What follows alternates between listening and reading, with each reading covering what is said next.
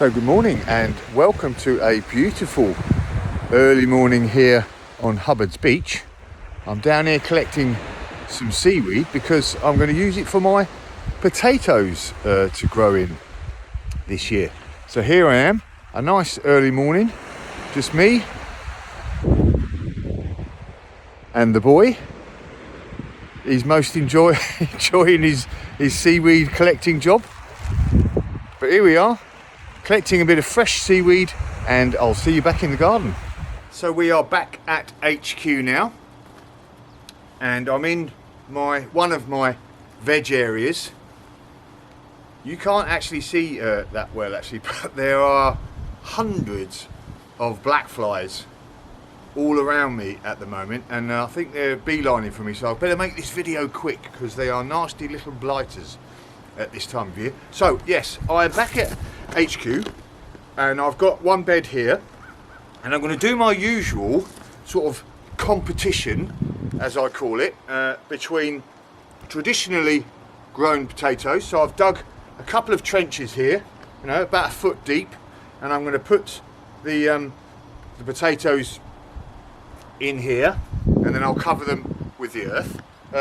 So a little bit of not so much of a disclaimer, maybe an excuse. I'm very much behind on all of my gardening this year.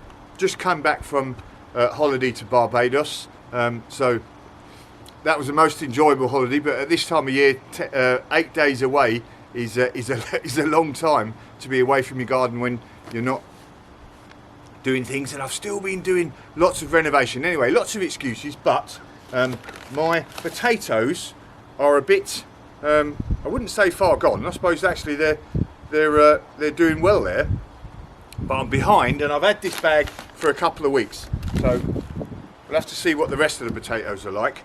But so here we are, all my excuses done. Let's get amongst it. Traditionally grown potatoes. So I've got my potato here, and all I'm going to do is place these.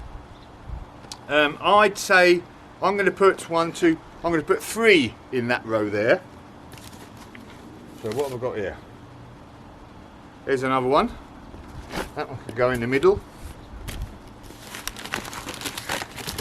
Got to be careful not to break all of these. Oh, here's another one here. Look, that's a bit of a ropey one. So I'll put that one there. So I've got 3 there. Nice bit of space in there. I could put them a bit nearer. It's the old routine of, the closer they are together, the smaller they are, but you might get lots more potatoes. I'm going to try for the just apart. Right, so a big one like that, that's got quite a few growths out of either side here. Where's my knife? I can cut that in half.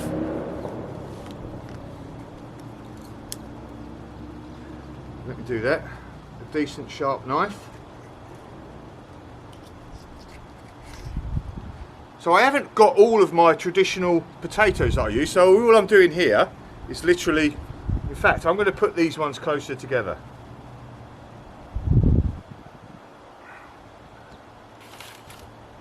Where's my other one?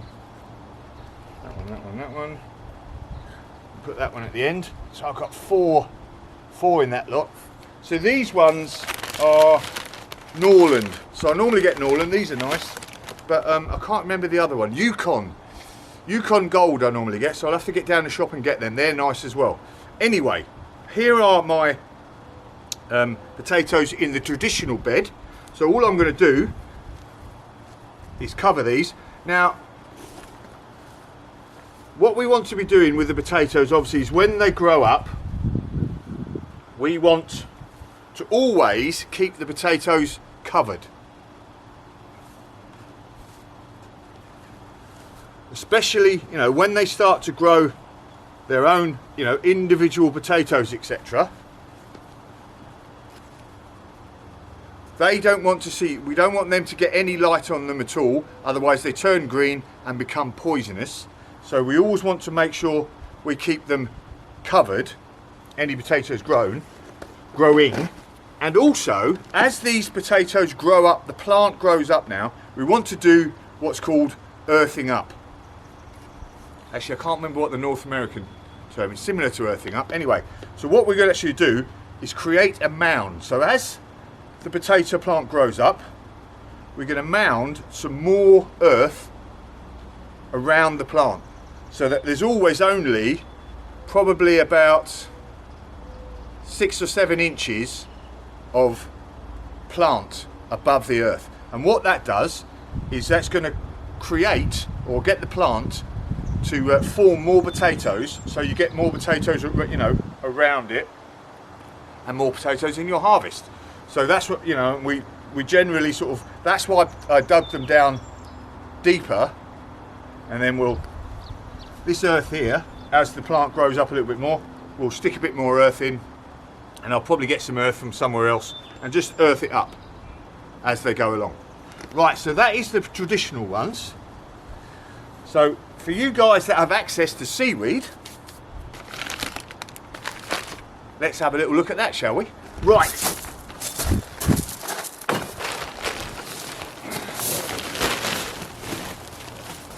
So this is a traditional way in lots of different seafaring areas around the world, whether it be, you know, around the coast of the UK or here up in Newfoundland. They still do it on the side of the road. They get, you know, they haven't got very good earth probably up there. We haven't got very good earth here either. And you just get the seaweed. And what I'm going to do is literally plonk the seaweed down, cover the whole area.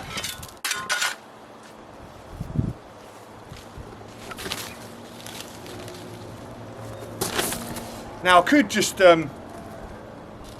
lay the potatoes initially on the ground, but I like to lay them straight down on the seaweed. Right, so there we go. Got a nice full area of seaweed, and all I'm going to do, where are we? There's the gap. Is lay my potatoes. So I'm going to put them down in a bit. Same sort of thing, 4 along.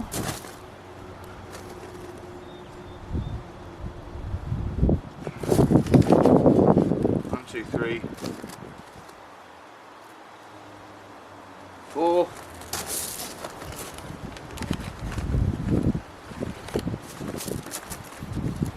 Same here.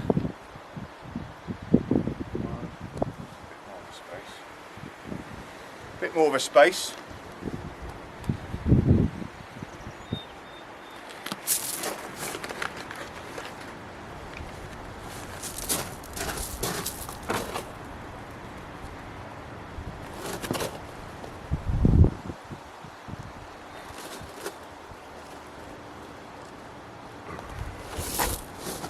Fit another row here again.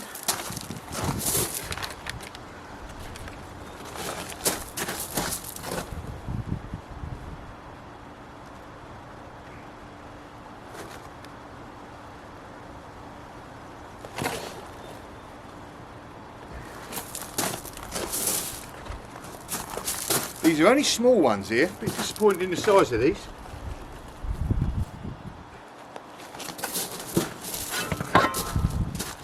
Right, so they're not fully covered yet, so I'm going to cover these with another layer of seaweed. Big heavy bag, this one. Here we go.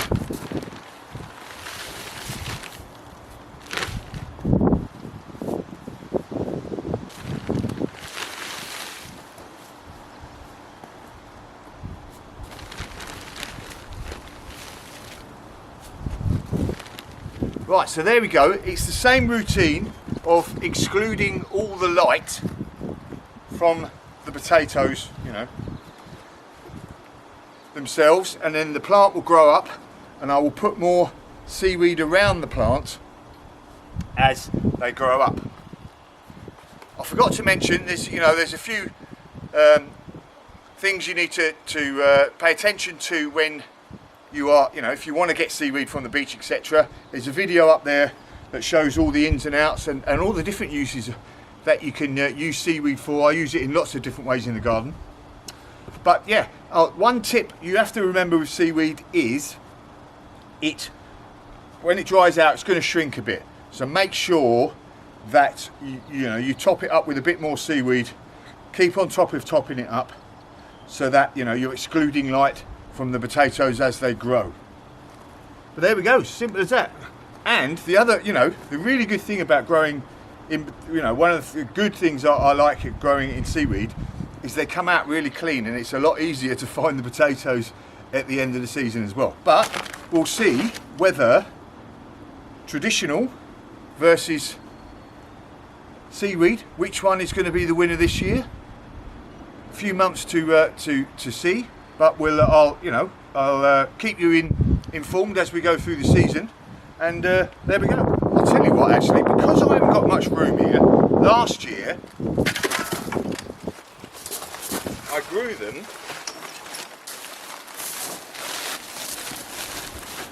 them in these bags, and I've got a container as well that I'm going to do it in. So and I did it as well with seaweed in bags. So before I go, let's pop over to this little box I've got. I'm going to grow some potatoes in that box as well in seaweed. Why don't you join me quickly? Right, so here we go. Got this box that I knocked up out of some chipboard, whatever. A couple of feet square, and as you can see in there, I've topped it. I've put a base layer of seaweed in there, and all I'm going to do, same routine. I think I'll put 4 potatoes in here. 1, 2, 3.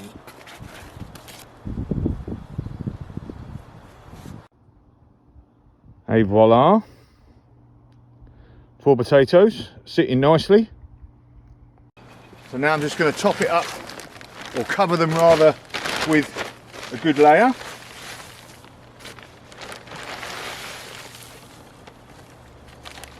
And the good thing, when you're using a box or a bag or something,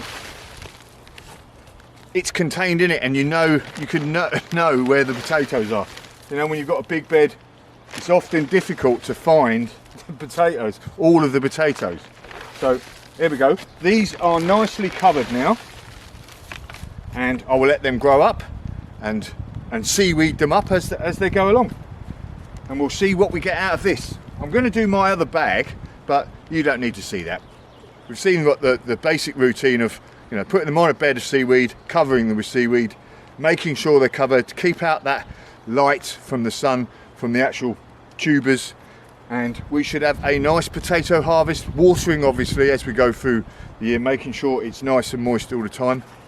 There we go, job's a good one. Looking forward to the competition to come. See you later.